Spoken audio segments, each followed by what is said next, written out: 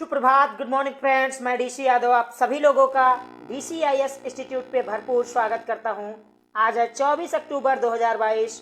आज पूरे भारतवर्ष में, इवन पूरे दुनिया में शुभ दीपावली का पर्व मनाया जा रहा है और आप सभी लोगों को दीपावली की ढेर ढेर शुभकामनाएं। माता लक्ष्मी आपको सुख और समृद्धि प्रदान करें। बढ़ते हैं आज के अपने पहले सवाल की ओर। दोस्तों, आज का अपना पहला सवाल है कि दीपावली की पूर्व संध्या पर 15,76,000 दीप जलाकर कहां विश्व रिकॉर्ड बनाया गया है? ए अयोध्या, बी चित्रकूट, सी रामेश्वरम, डी मिथिला। मिथिला वो जगह है जहां माता सीता का जन्म हुआ था। इनके पिता जनक जी जहां के शासक हुआ करते थे। रामेश्वरम वो जगह है जहां से लंका के लिए पुल बनाया गया था। ये तमिलनाडु में आपको मिलेगा। चित्रकूट उत्तर प्रदेश और मध्य प्रदेश के बॉर्डर पर स्थित एक उत्तर प्रदेश का जिला है जो भगवान राम मां सीता से संबंधित है। अयोध्या प्रभु श्री राम का पावन जन्मस्थल। इन सब में कौन सा आंसर सही है? तो इसका सही आंसर है ऑप्शन ए अयोध्या, जहां भगवान राम जी का जन्म हुआ। उस पावन स्थली को कल यानी दीपावली की पूर्व संध्या पर 15,76,000 दीप जलाकर विश्व रिकॉर्ड बनाया गया। हर साल ये रिकॉर्ड बनता जाता है, टूटता जाता है, क्योंकि हर साल दीपों की संख्या बढ़ाई जा रही है। और इस दीपावली की पूर्व संध्या पर देश के प्रधानमंत्री श्री नरेंद्र मोदी जी उपस्थित रहे। अयोध्या, जिसे माना जाता है कि मनु ने इसे बसाया था, इस अयोध्या को, और पहले इसे कौशल राज्य के नाम से जाना जाता था। आपको पता है जब 16 महाजनपद थे तब उसमें में से कौशल एक महाजनपद हुआ करता था। और इसी कौशल महाजनपद के जो राजा हुआ करते थे वो महाराजा दशरथ थे, जिनके यहाँ प्रभु श्री राम ने अवतार लिया, जन्म लिया माता कौशल्या के गर्भ से। और 6ठी शताब्दी में यहाँ ह्वेनसांग आया था। एक सबसे बड़ी सूचना कि 6ठी शताब्दी में जो चीनी यात्री ह्वेनसांग था, ये अयोध्या आया था। अयोध्या को साकेत के नाम से भी जानते हैं। साकेत के नाम से इसलिए जानते हैं क्योंकि गौतम बुद्ध जब इस नगर के बगल से गुजर रहे थे श्रावस्ती के लिए, आपको पता है कि सबसे ज्यादा जो उपदेश गौतम बुद्ध ने दिया वो श्रावस्ती में दिया। और श्रावस्ती कौशल की राजधानी हुआ करती थी, तो उनको एक संकेत मिला और उस संकेत को उन्होंने साकेत का नाम दिया और तब से अयोध्या को साकेत के नाम से भी जाना जाता है। वेदों में अयोध्या को ईश्वर की नगरी कहा गया है। तो ईश्वर की नगरी वेदों में किसे कहा गया है? तो अयोध्या को कहा गया है। इसे आप याद रखिएगा। और जैन धर्म के आपको पता है कि टोटल 24 तीर्थंकर हुए हैं और इन 24 तीर्थंकरों में से 5 तीर्थंकरों का जन्म इस पावन भूमि अयोध्या में हुआ है। और इन 24 तीर्थंकरों में से अगर मैं 5 की बात करूं तो पहले तीर्थंकर ऋषभ देव का नाम आपने सुना होगा। ऋषभ देव का जो जन्म हुआ था ये अयोध्या में हुआ था। इसके अलावा जो दूसरे तीर्थंकर थे अजितनाथ, इनका भी जन्म अयोध्या में ही हुआ था। इसके अलावा अभिनंदन दास जो चौथे तीर्थंकर थे जैन धर्म के, अभिनंदन दास, तो अभिनंदन दास जी का भी जन्म अयोध्या में हुआ था। और सुमित दास जो 5वें तीर्थंकर थे, इनका भी जन्म अयोध्या में हुआ था। इसके अलावा अनंतनाथ जो जैन धर्म के 14वें तीर्थंकर थे, इनका भी जन्म अयोध्या में हुआ था। तो ये 5 जैन तीर्थंकर हैं जिनका जन्म अयोध्या के पावन भूमि पे हुआ। और हाल ही में आपको पता है कि फैजाबाद डिस्ट्रिक्ट का नाम बदल के अयोध्या कर दिया गया है। और अयोध्या नाम होने के साथ साथ अयोध्या में जो राजकीय हवाई अड्डा था, अब उसका भी नाम बदल के पुरुषोत्तम प्रभु श्री राम हवाई अड्डा कर दिया गया है, जो एक अंतरराष्ट्रीय स्तर का हवाई अड्डा का निर्माण चल रहा है। और अयोध्या में बनेगा भगवान राम का भव्य मंदिर, जिसे नागर शैली में बनाया जाएगा। नागर शैली में बनाया जाएगा। और अगर आपसे कोई पूछे कि इस मंदिर का जो आर्किटेक्चर है वो कौन है, वास्तुकार कौन है, तो चंद्रकांत सोमपुरा जी इस मंदिर के वास्तुकार हैं, जबकि इनके दो बेटे निखिल सोमपुरा और आशीष सोमपुरा भी इस मंदिर के वास्तुकार हैं, जिसे नागर शैली में बनाया जाएगा। आपको पता होगा कि मंदिरों की कई शैली होती है, जैसे नागर शैली, द्राविड़ शैली। द्राविड़ शैली आपको दक्षिण भारत में मिलती है, नागर शैली आपको उत्तर भारत में मिलती है। इसके अलावा एक बेसर शैली है जो नागर और द्राविड़ शैली के मिश्रण से बनती है, ये आपको मध्य भारत में मिलेगी, विंध्य क्षेत्रों में। तो ये थी अयोध्या से संबंधित कुछ महत्वपूर्ण जानकारियां दोस्तों। अब बढ़ते हैं अपने दूसरे सवाल की तरफ। अपना दूसरा सवाल है कि भारतीय नेत्रहीन क्रिकेट टीम जो है यानी CABI, इसका ब्रांड एम्बेसडर किसे बनाया गया है? ए मास्टर ब्लास्टर सचिन तेंदुलकर जी को, महेंद्र सिंह धोनी, सौरभ गांगुली या युवराज सिंह? तो इसका सही आंसर है ऑप्शन डी, युवराज सिंह को CABI यानी भारतीय नेत्रहीन क्रिकेट टीम का ब्रांड एम्बेसडर बनाया गया है। आपको पता होगा कि भारतीय जो नेत्रहीन टीम है, अजय कुमार रेड्डी इसके कैप्टन हैं। तो अगर आपसे पूछा जाए भारतीय नेत्रहीन क्रिकेट टीम के कप्तान कौन है, तो अजय कुमार रेड्डी जी हैं। क्योंकि भारत में नेत्रहीन क्रिकेट टीम का विश्व कप आयोजन होने जा रहा है। इसका पहला मैच 6 दिसंबर को हरियाणा के फरीदाबाद में खेला जाएगा। तो दिल्ली NCR का एक जिला फरीदाबाद, जहां 6 दिसंबर को नेत्रहीन क्रिकेट विश्व कप की शुरुआत हो रही है भारत में। भारत इसका मेजबानी करेगा और इसीलिए भारतीय क्रिकेट टीम जो है उसका ब्रांड एम्बेसडर नियुक्त किया गया है युवराज सिंह को। और हाल ही में दोस्तों आप लोगों ने सुना होगा कि जो BCCI अध्यक्ष हैं वो चेंज हो चुके हैं। पहले BCCI के जो अध्यक्ष थे वो सौरभ गांगुली थे। अब सौरभ गांगुली जी के स्थान पे बिन्नी रोजर, जी हाँ नाम याद कर लीजिए, बिन्नी रोजर BCCI के नए अध्यक्ष बन गए हैं। और अगर आपसे कोई पूछे कि BCCI की स्थापना कब हुई थी, तो 1928 में BCCI की स्थापना हुई थी। इसका हेडक्वार्टर आपको मुंबई में मिलेगा। इसके अलावा जो क्रिकेट की सबसे बड़ी संस्था है वो ICC है। इसकी स्थापना हुई थी 1909 में 15 जून को, और इसका हेडक्वार्टर आपको मिलेगा UAE की राजधानी दुबई में। और कल भारत और पाकिस्तान के बीच खेला गया T20 क्रिकेट विश्व कप का मैच ऑस्ट्रेलिया के मेलबर्न ग्राउंड में, जहां भारत ने एक रोमांचक मुकाबले में पाकिस्तान को मात दी। तो एक बेहतर क्रिकेट का नजारा देखने को मिला इंडिया वर्सेस पाकिस्तान के बीच। भारतीय टीम को बहुत बहुत शुभकामनाएं, पूरे देश को शुभकामनाएं, क्योंकि कंटिन्यू 2 मैच हम पाकिस्तान से हार गए थे। इससे पहले हम एशिया ट्रॉफी में हमारे साथ ऐसा हुआ था। और तो इस बार भारत के लिए शाख का सवाल था। तो भारतीय बल्लेबाज विराट कोहली और हार्दिक पांड्या का एक अहम योगदान रहा इस मैच में, जिसकी वजह से कल भारत ने पाकिस्तान को पराजित किया। आज का अपना तीसरा सवाल है दोस्तों कि COP27 की मेजबानी कौन करेगा? भारत करेगा या फ्रांस, मिस्र या UAE? ये दोस्तों मिस्र है। मिस्र, जिसे आप इजिप्ट के भी नाम से जानते हैं, यह अफ्रीका महाद्वीप का एक देश है जो भूमध्य सागर से जुड़ा हुआ है।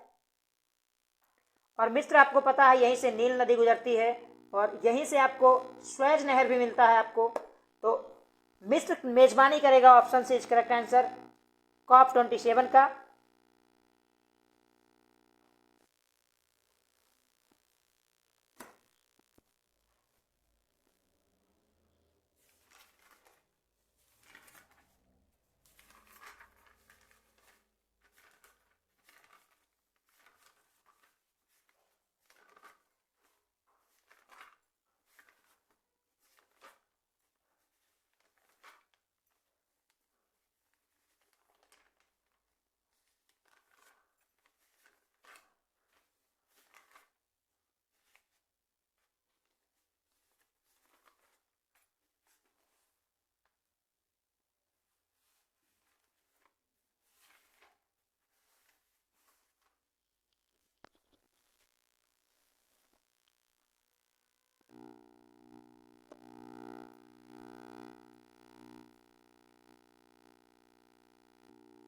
जिन्हें नहीं पता है दोस्तों ने हम बता दें कि COP जो होता है ये पर्यावरण तथा जलवायु परिवर्तन से संबंधित एक बैठक होती है जो हर वर्ष वार्षिक रूप से किया जाता है। सबसे पहले 1995 में बर्लिन में हुआ था और तब से हर साल इसका किया जाता है। और 27वीं जो 27th कॉप समिट होगी ये होगी मिस्र में। तो 2015 के पेरिस समझौतों को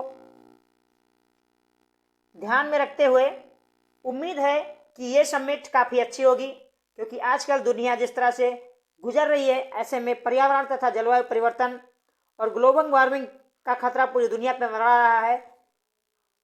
यूक्रेन तथा रूस के बीच में जो युद्ध चल रहा है इसमें मिसाइलों की बारिश हो रही है, दोनों तरफ से ड्रोन्स के से एक तरीके से बम गिराए जा रहे हैं। तो ऐसे में ग्लोबल वार्मिंग जो है बढ़ने के काफ़ी आसार हो चुके हैं। जो हमारी 1.5 डिग्री सेल्सियस से ऊपर पृथ्वी का तापमान ना जाने की प्रतिबद्धता थी, हालांकि इसको हम पार कर चुके हैं। एक तरीके से फेल हुआ है हमारा पेरिस समझौता। तो इस समिट में क्या होगा इस पे दुनिया भर की नजर रहेगी। अपना चौथा सवाल है दोस्तों कि किस राज्य को बेस्ट स्टैंडर्ड प्रोजेक्ट और बेस्ट परफॉर्मेंस नगर पंचायत श्रेणी का पुरस्कार दिया गया है। ए झारखंड, बी गोवा, सी छत्तीसगढ़, डी मध्य प्रदेश। तो इसका सही आंसर है छत्तीसगढ़, जो 1 नवंबर सन 2000 को मध्य प्रदेश से अलग होकर एक नया राज्य बना था।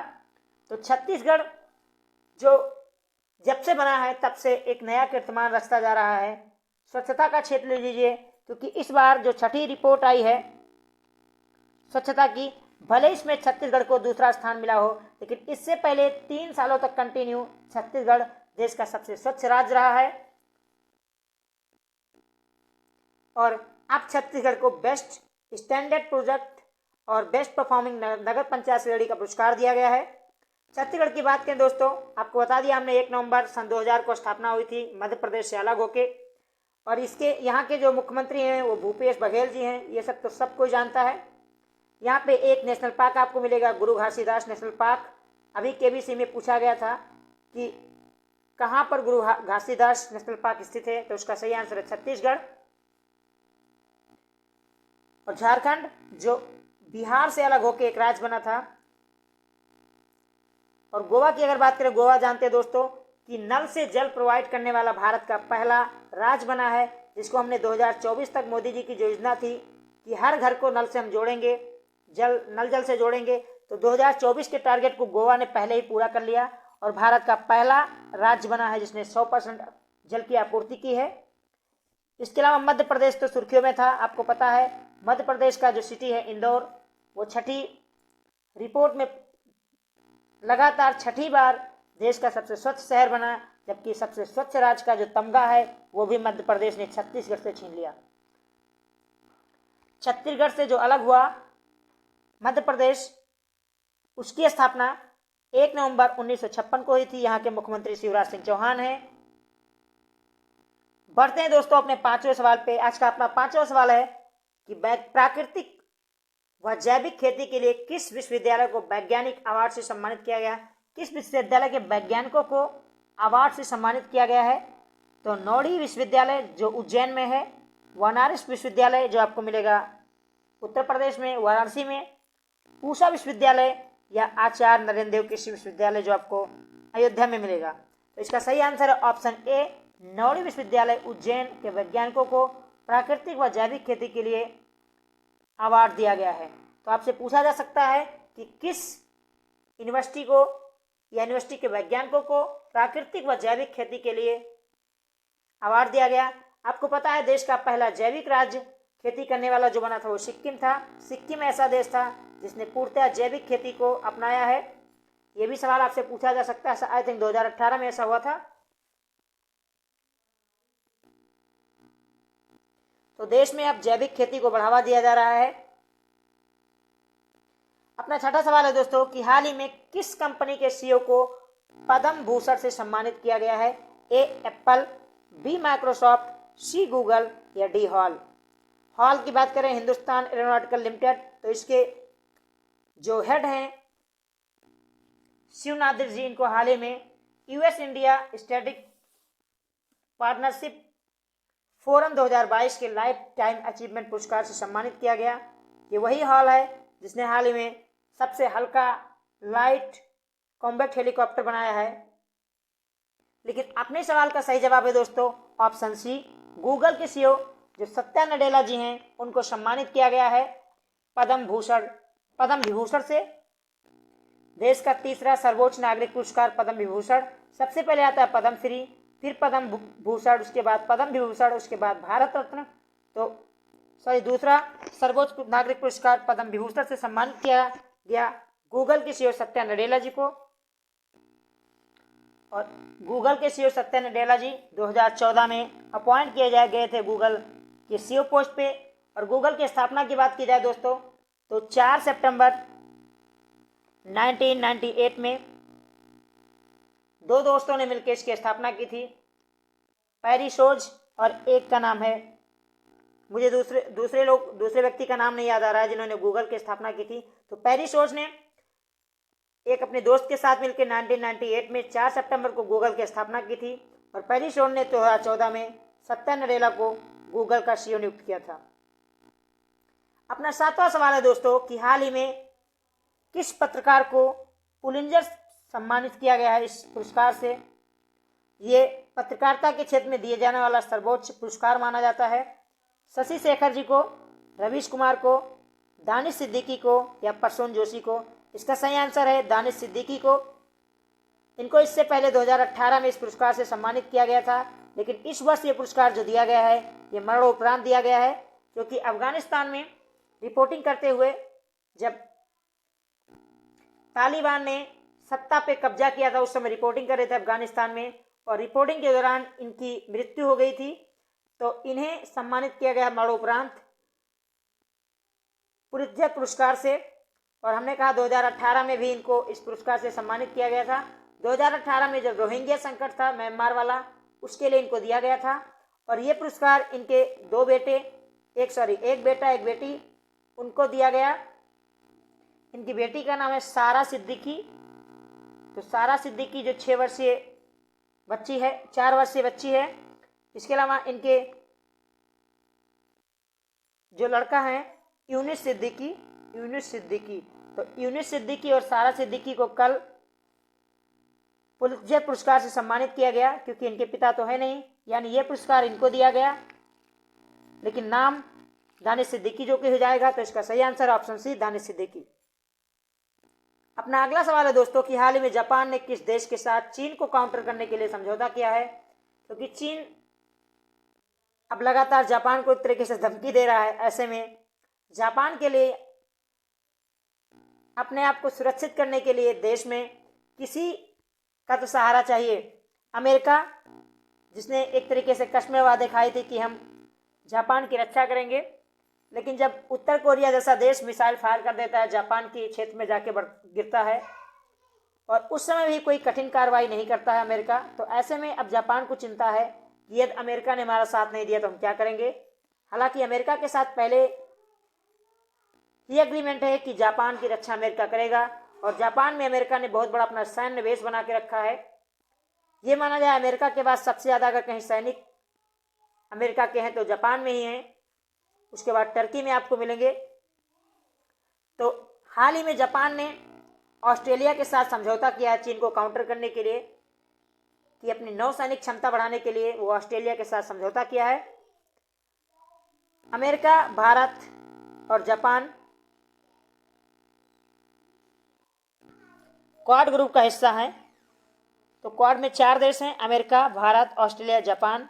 ये चीन को काउंटर करने के लिए बनाया गया था, और 2007 में सबसे पहले इसकी पहल जो रखी थी वो जापान के जो प्रधानमंत्री थे शिंजो आबे जी ने रखी थी। और ये चारों देश मिलकर मालाबार एक्सरसाइज करते हैं। मालाबार एक्सरसाइज जिसे 1992 में सबसे पहले शुरू किया गया था। तो quad group India, Australia, Japan and US, और ये करते हैं मालाबार एक्सरसाइज को भी।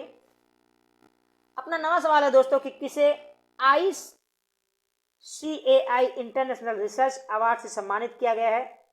प्रोफेसर शूरवीर सिंह भागवत सिंह को, या डॉक्टर नीलम यादव जी को, या सी दोनों को, या डी इनमें से कोई नहीं। इसका सही आंसर है ऑप्शन सी, प्रोफेसर शूरवीर सिंह भागवत और डॉक्टर नीलम यादव को ICAI SAI international research award से सम्मानित किया गया। मध्य प्रदेश में हुए एक आयोजन में इनको सम्मानित किया गया है। और आज का अपना आखिरी सवाल है दोस्तों कि विश्व पोलियो दिवस कब मनाया जाता है? डी 24 अक्टूबर को, सी 23 अक्टूबर, 22 अक्टूबर, 21 अक्टूबर को। इसका सही आंसर है ऑप्शन डी 24 अक्टूबर को हर वर्ष विश्व पोलियो दिवस मनाया जाता है। सवाल अगर आपसे कोई पूछे क्यों मनाया जाता है, क्योंकि इसी दिन ही पोलियो की टीके की खोज हुई थी। और अगर आपसे सवाल पूछा जाता है कि पोलियो के टीके की खोज किसने की थी, तो जोनास सॉफ, इनका नाम याद कर लीजिए आप। जोनास सॉफ ने पोलियो टीके की खोज 1995 में की थी। इसलिए यानी पहला पोलियो का जो खुराक 1995 में आया था, इसीलिए हर वर्ष पोलियो दिवस जो है ये 24 अक्टूबर को मनाया जाता है। भारत को 2012 में ही को WHO ने पोलियो मुक्त घोषित कर दिया था, क्योंकि जो आखिरी मामला भारत में पोलियो का आया था वो 13 जून 2011 को पश्चिम बंगाल के हावड़ा डिस्ट्रिक्ट में आया था। तो 13 जून 2011 के बाद भारत में पोलियो की कोई भी मामले नहीं देखे गए। उसके बाद WHO ने भारत को पोलियो मुक्त घोषित कर दिया। अभी हाल ही में पोलियो इसलिए सुर्खियों में है क्योंकि पोलियो 2 टाइप का होता है, और इसमें जो दूसरा वर्जन है ये अमेरिका के न्यूयॉर्क शहर में पाया गया, जहां आपातकाल लगा दिया गया था कुछ समय के लिए। तो पोलियो अब फिर से एक तरीके से अमेरिका और अफ्रीकी देशों में पनप रहा है, और इसीलिए अमेरिका में आपातकाल लगा दिया गया था। लेकिन भारत थैंक्स गॉड कि अब पोलियो मुक्त हो चुका है, और इसमें भारत ने जो 2 बूंद जिंदगी का अभियान चलाया, जिसके हम ब्रांड एम्बेसडर थे अमिताभ बच्चन जी, इसने देश में पोलियो को खत्म करने में बहुत बड़ी भूमिका निभाई है। तो ये थे आज के टॉप 10 सवाल दोस्तों। मैं आशा करता हूं आप लोगों ने बहुत अच्छे से एंजॉय किया होगा, और आप हमारे साथ नए हैं तो सब्सक्राइब करना ना भूलें DCIS इंस्टीट्यूट को। अगर सेशन पसंद आया दोस्तों तो लाइक करें, शेयर करें, कमेंट करें। अगर आपको कहीं गलतियां दिखती तो सुझाव दें, हम उस पर पूरा सुधार करेंगे। आप हमारे साथ जुड़े इसके लिए आप लोगों का बहुत बहुत आभार, बहुत बहुत अभिनंदन। और पुनः आप सभी को दीपावली की ढेर सारी शुभकामनाएं। अपने परिवार के साथ प्रेम के इस त्योहार को आनंद पूर्वक व्यतीत करें। याद रखें कि पॉल्यूशन कम से कम हो, ऐसा त्योहार करें। हो सके तो पटाखों का यूज ना करें। यदि आप पटाखों का यूज करना चाहते हैं तो ग्रीन पटाखों का ही यूज करें। और ये प्रेम का त्योहार है। अपने दोस्तों, अपने परिवार के साथ गले मिलिए, मिठाई खाइए और दूसरों को मिठाई खिलाइए। हंसते रहिए, मुस्कुराते रहिए और जुड़िए हमारे साथ DCIS इंस्टीट्यूट पे। जय हिंद, जय भारत।